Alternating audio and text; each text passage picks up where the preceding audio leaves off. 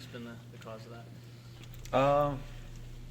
I think it's just impossible to work hard and practice really well over a long period of time and not get a lot better. I think if you do the right things, it will pay off, and it's just a matter of time, I think. So really that's all I would attribute it to.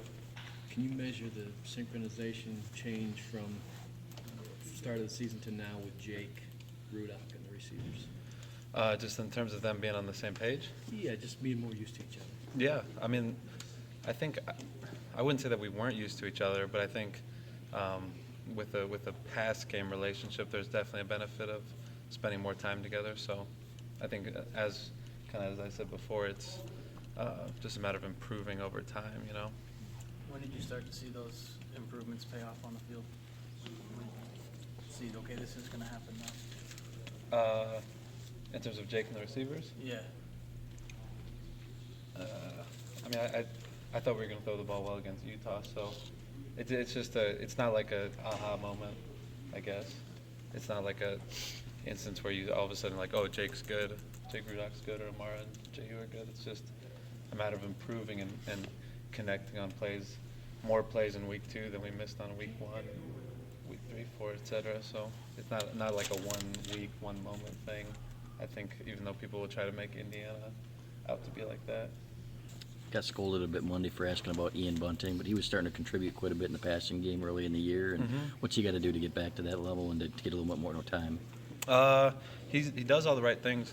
He's working tremendously hard and is practicing really, really well. And if there was a downside of having a really good, deep group at one particular position, I think that would be it. That not everybody always gets to play as much as they'd like or contribute as in the ways that they would like. But he's doing all the right things, and I think hopefully in the next few weeks he gets to show his improvement.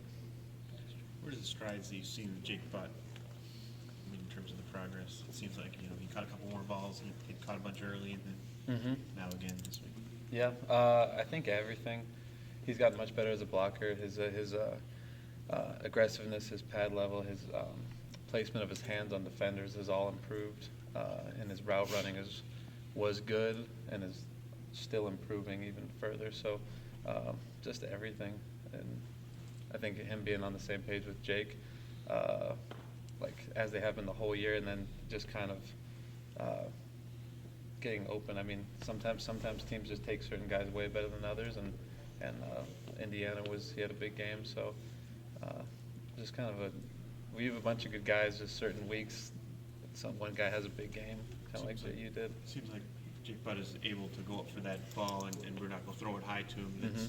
They've got a comfort zone, even that's not a normal throw to a lot of guys, right? Yeah. I think as you guys are getting at, there's a comfort level that grows in that regard in terms of throwing to specific receivers. And I think with him, that's one that's grown over time.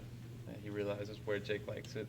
He prefers high balls, and he's 6'5" or so and has decent jumping ability and good reach. So that's a tough throw to defend for sure. Defensively, Penn State, pretty tough this year. What have you seen from them on film that might affect your group? Really good front seven. The defensive line and linebackers are good players.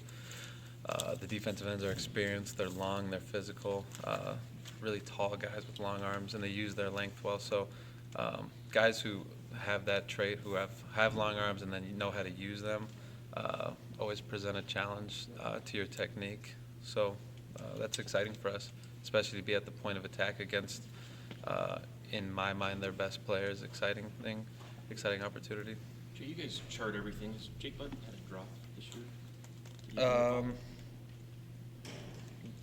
He's had 2 balls broken up, passes kind of broken up that I think both myself and Jake would tell you he should have come down with. So you're giving him. He's got like 33 catches, 2 that he couldn't come up with, basically. 2 that I can think of. That's kind of it's a high standard in the room, and he holds himself to as high a standard as anybody, which I love. So I can't recall which 2 teams those were. Probably Maryland and maybe Northwestern. But he's such strong hands, as do J.U. and Darbo, that it's like you almost spoiled as a coach because any ball that's contested, you're like, why don't you come down with it? Because they routinely do it. So that's something I love about him. Grade that on a curve, like what's expected for certain guys. You could make that catch, maybe he couldn't. And Yeah, I think I kind of do that with everybody, and then certain guys like him, you certainly are. You have such a high expectation for, and guys like that they're special because they hold themselves to that as well.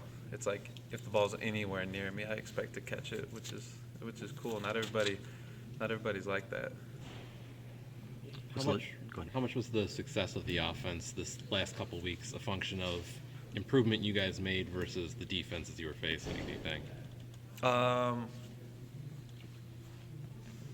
It's a good question. Kind of setting me up there.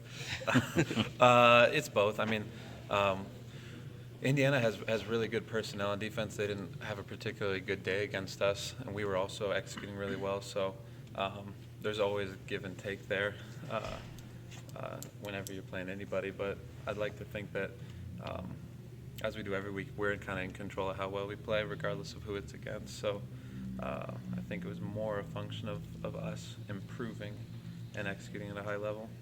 Is Wheatley Jr. back practicing with you guys now? Mm-hmm. Okay. Oh yeah, he's been. Has he been? Yeah. How's he looking? What do you like about him? I like everything about him. He looks good, and he's improving at a rapid rate, as you would hope for a guy who's taken on a lot of new things, being a newcomer. So he's big. He runs really well for his size. I don't know if you've seen him, but he's enormous. He's a monster. So he's a very fluid athlete, and he's catching the ball well, and he's learning how to use his size to his advantage as a blocker. He gets to work against some really, really great players on our defensive line, which is exciting. Are you going to be able to hold on to him, or is he going to grow into an offensive lineman? No, I'm gonna fight off Drev for that one. I think I don't want Drev to get too close to him.